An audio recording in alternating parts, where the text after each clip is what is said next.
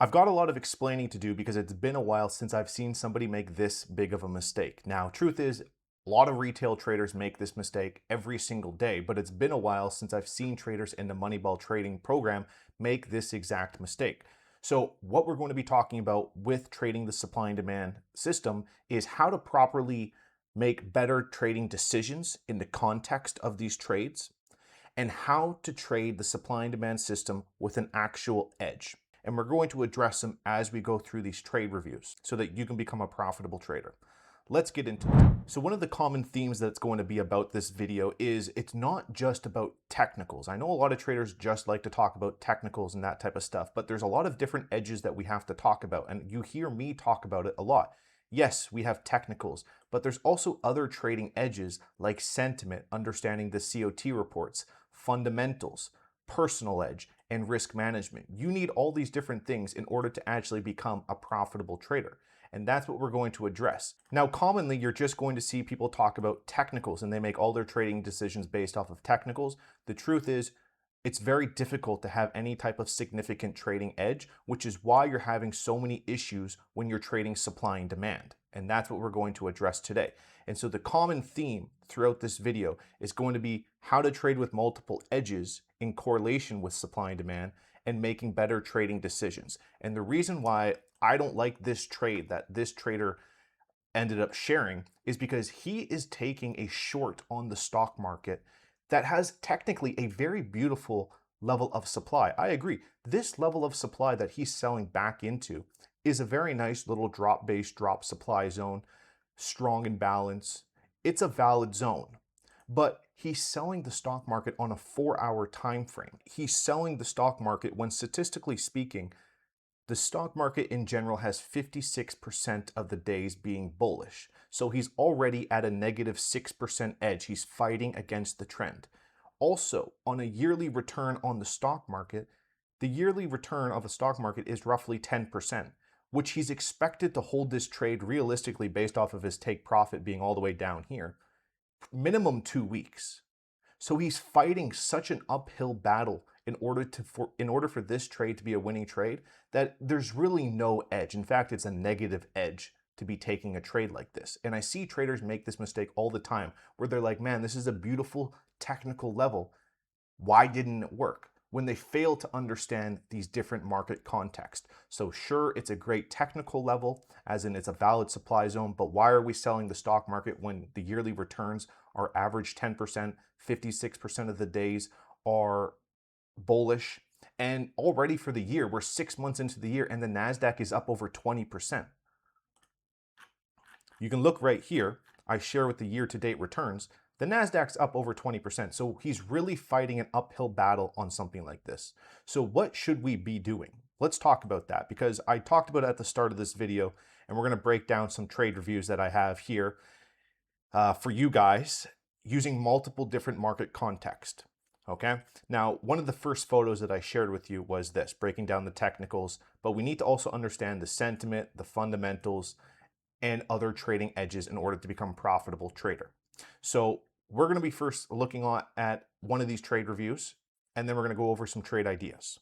So let's go here to my trade review tab, and I want to have a look here at this short here on the pound USD. If you follow me on social media, you've seen this trade review, but I haven't gone over it here on my YouTube. So we're going to address it there. So if you ever want to follow up with me on social media at Moneyball Austin, let's get into it. So on this trade review, when we're talking about multiple different edges, technical, sentiment, fundamentals, let's first talk about the technicals, because that's what everyone likes to talk about. So we're here on the pound futures market. We started off by looking here at the monthly time frame. We have a monthly level of supply right here, and prices have been rallying up and basing out sideways. I understand prices are inside a level of monthly supply. I want to be looking for selling opportunities. Now, I don't just blindly sell this. I want to wait for technicals and for basically evidence of sellers stepping in. We never had that. We basically just had a market that was just overall making higher highs and higher lows this entire time until we really started actually breaking structure. So it wasn't until this moment right here where we got this very strong imbalance to the downside that was completely obliterating past these opposing pivot point level of demands where it's breaking structure. Other words, just breaking structure. Okay? Breaking momentum lines, removing strong opposing levels with very strong quality level of supply zone right here. Now, a lot of people might look at this and say, oh, look, the technicals are there. It's sitting inside monthly supply and we have 4-hour confirmation. You should just short it. Yes, like I said before, we have to have other context to these trading decisions. It's a very common mistake and you'll continue to lose money if you don't do this type of stuff. So what else might we have before we start talking about take profits and that type of stuff? Well, let's look at here. When we look at the COT reports, you can see right here that, let me scroll in so that you guys can see, the shorts over the last 4 or 5 weeks, they have added into their shorts every single week, going from 115,000 up to 126, and then eventually up to 132. So they're adding to their shorts, and at the same time, they're really not doing anything with their long positions. They've actually mainly been keeping it the same. They did a little bit of adding, but then they immediately went back down to dropping. You can kind of see it here in their net positions, going from 52,000 up to 60, 63, and then overall ended up at 64,000. So they're adding to their shorts. We're sitting inside monthly level of supply. We have a technical price turning over. What else might we have on our side? Okay, let's break that down. So what you see here is the fundamental data. This is the United States data we're going to be looking at. The United States data is producing very good fundamental data. So if the overall United States economy is producing good economic data, as in lower unemployment rate, better jobs data, GDP on the rise, that's a good thing for the United States dollar. So you're going to see the United States dollar rally up and other currencies sell off. So in this case, if the United States dollar is producing good numbers, you're going to see the dollar probably rise and other currencies sell off. Good thing that we are selling the pound. Well, when we start looking at the job data, we can see here the non-farm, the ADP, the JOLTS job openings. These are a lot better than the actual forecasted number. That supports a strong United States dollar. The unemployment rate is not going down. It's actually doing better. Manufacturing is doing better. Services is doing better. So this supports a strong overall United States economy relative to like the euro or the pound economy. So you're going to see the dollar catch a bid and then the other currencies selling off. So we have multiple different edges here, technical, sentiment, and fundamentals on this trade review. And then I also have some notes here about what was maybe helping drive this price to the downside over here. Well, I have other notes here. Maybe there was Middle East strikes going on in the Middle East with the United States and Iran. That puts money into the United States dollar as a possible war escalation. Maybe the Federal Reserve came out with a much hawkish response, meaning there's a higher chance of them increasing rates. So when you start using all these different things, you can start to actually build a case to why you believe price should go down versus up. And that is what your trading edge is. And I see too many traders online just purely talking about technicals. And we're going to go through another trade example, because a lot of the time that I see traders making this mistake now, because they start blindly following the COT reports. I've actually made some videos before talking about the COT data. I will actually have that video in the description below for you to watch out. But I see all the time traders start saying, okay, I'm going to start using COT data. That's great and all, but they keep making the same mistakes. The two biggest mistakes that people make with this type of stuff is, number one, they look at the COT reports and they go, oh, look, they're adding to their longs. They went from 128 up to 136, up to 143, up to 150, and they just blindly start buying these things, unaware of the banks and institutions' take profit levels. That's the first mistake. The second mistake is they make all their trading decisions based off of the most recent number that came out every single week. And they make all their trading decisions based off of last week's number. Oh, they sold, so I must sell. No, there's a story being told here in the reports, and it's your job to figure out what it's being said. Okay? So let's break down this one, because in this case, I'm actually trading against the COT reports. Again, same thing. We have prices coming up into monthly levels of supply. We have beautiful technical confirmation here with you guys know, typical supply and demand. You guys know higher time frame. You guys know how to draw out zones. You guys know what confirmation is. That's all very easy stuff. What the problem is traders don't know how to identify high quality zones when it comes to the technicals, but also building context around their trading decisions. So again, we have a beautiful level of supply being created right here, but we're also trading against these COT reports. They're adding to their longs. Why? Because these guys have just reached. What if I told you that these guys have just surpassed their max long position, meaning the banks and institutions have never bought this much of the Australian currency before. This is the most long that they've ever been. Do you expect them to continue to buy this thing for the next 3 months after they've already gone way past their max long position? No, they're probably going to be anticipating a take profit. Where did they start taking profit? They're going to start taking profit at opposing weekly and monthly levels of supply and demand zone. So again, market timing, and we can use our technicals to correlate this. And that's exactly what we're doing here. Prices are coming back up into a monthly level of supply. We have price finally starting to turn. We understand that the COT reports have also hit their max long position. And also when we start breaking down the fundamentals, Middle East strikes have been going on, but also the GDP for the Australian were not necessarily strong, higher unemployment. That doesn't support a good Australian currency. So you start to see this thing also sell off for those reasons. When we start actually looking what happened, you want to see the proof on something like this? I'll show you this. Because when we start looking at these COT reports, the Australian, look right here. What do you notice right here over the last 2 months of data since we've hit 151? So we hit 151 right here. What did they do? Started closing their take profits. They started closing their longs, going from 151 down to 129, down to 105, down to 92, 82, down to 77. And at the same time, they're adding to their shorts. How did we know that type of stuff? Again, using market context, technical sentiment, that type of stuff. It's much easier said than done, which is why it's important, to work with me in that type of stuff so you can learn how to properly implement that type of stuff. So let's break down another trade review and talk about more common mistakes about using a mix of something like this. So this was actually something on my watch list. McDonald's, soybeans. There was an oil confirmation that I really liked because we were talking about oil. A lot of people are talking about, oh, we should sell oil because the war is coming to an end.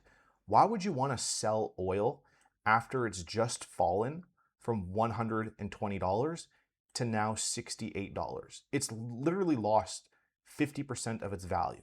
It's down 50% from its highs earlier this year, and now you want to start selling? Okay, well, what were the banks and institutions doing for the last 2 months that we've been talking about? Okay, let's go to USD oil. US oil. What have these guys been doing for the last 3-4 months? You can see down here at the bottom of the screen. March 27th, 2026, 142,000 right here. I'm circling it with my cursor. Every single week, week after week, what did they do? They added to their shorts again and again and again, up to 235. Do you now think it's a smart idea at selling this thing now? No, I'm actually trying to buy this thing. I'm anticipating they're going to be taking profits. We're sitting inside weekly level of demand. There's context and reason to why I'm making these trading decisions. Prices are not going to rally up because it's hitting support. That's not why prices go up or down, ladies and gentlemen. It's reacting off of demand. Maybe the COT reports are hitting their max short position. Maybe they just made 100% return over the last 3 months. They're looking at taking profits. This is why I believe it's potentially a good market time to be looking for buys, and I've been trying to buy this thing over the last week, but unfortunately, it's just taken off.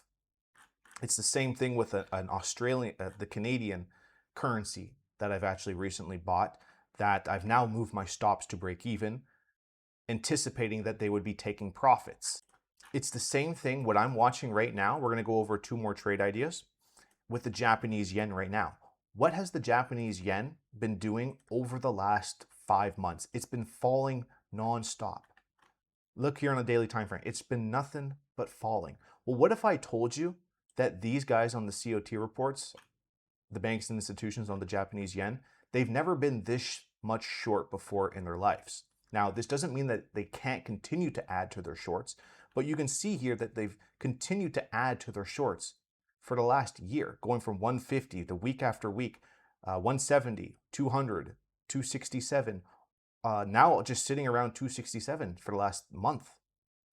Now, their longs, they really haven't been touching their longs, but I'm anticipating that they've gone past their max short position of previously hitting many years ago. It was 237,000.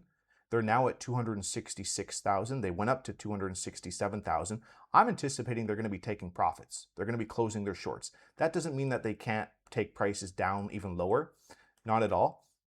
But there's probably going to be some government intervention, something that happens with this Japanese yen currency. Until we get more confirmation and more evidence on the report side, I'm going to stay out of this. But there are some other examples here. When we look at soybeans, we have prices here on soybeans, prices pulling back into a monthly level of supply right here. You guys know how to draw out levels. I know you guys know how to do this. We're talking about how to build context and how to actually be a profitable trader, because these other traders that are talking to you on social media just about technicals, it ain't going to cut it. And the reason you're probably watching this video is because you've finally realized that it ain't cutting it. And so you're looking for more answers, and I'm trying to give you those answers. So you have price here inside a monthly level of demand, and I like looking for selling opportunities. We also have a beautiful level right here of daily supply. Very strong and balanced to the downside. We also had this level up here that we were talking about in the program, but I don't trade soybeans. So price inside monthly supply, we have evidence of sellers stepping in. What else might we have? We have sentiment right here. So if we start breaking down the sentiment side, you can see here that over the last many weeks that they've gone from 65,000 short, 75, 80, all the way up to 136,000. Okay. I still like looking for selling opportunities. We're sitting inside monthly supply. We have prices pulling back into daily supply. I think shorting that straight up is valid, or waiting for more confirmation and then jumping in short. It's the same thing as in corn right now. We have price here sitting inside daily and weekly level of supply right here. I think now is a good time to be either getting short or actively looking to get in short, waiting for confirmation. You start looking at their short positions, understanding what's driving price right now. Well, over the last 3 months, they've doubled their position from 200,000 up to 465,000. That doesn't mean that prices can't go higher. It could. But I know I don't want to be a buyer. It doesn't mean that prices can't temporarily bounce more to the upside. It could go up higher, and I would still look for selling opportunities. But what I'm trying to get you guys to do is make better trading decisions. And I know once you start actually thinking like this, your trading will start to change. And I think Luca is a prime example. I've been working with this guy for just 5 weeks now, and he's now had 2 back-to-back weeks up money. And this week alone, he's up 5R. And so this is coming from him where he was consistently losing 2 to 6R per week for months, for years. He didn't have any clarity, just disoriented, system hopping, over trading. And so he just wanted to give me a quick shout out saying thank you very much for this community. And that's great. This is what we try to do, is build reason around our trades and to actually have a coach there to help you implement this type of stuff. Because I can say this type of stuff in a video, but then you guys go off and do it and it's completely different. This is why I provide feedback on every single trade that traders take. And then I go over in our Wednesday meeting and I say things that what I like and what I don't like about each and everyone's trade reviews, so that people can learn how to actually properly implement this type of stuff. And that's what I think a lot of traders lack, is an actual coach, and they just get treated like another number. So I would actually recommend you guys check out the program. I'll leave a link down below for you guys to join. Love to have you part of the team. If you guys wanted to watch more videos, in fact, I will have the video of the COT report above my head right now. Feel free to reach out to me on social media at MoneyballAustin. I appreciate you guys to like this video, and I will see you guys in the next one. Cheers. Bye-bye.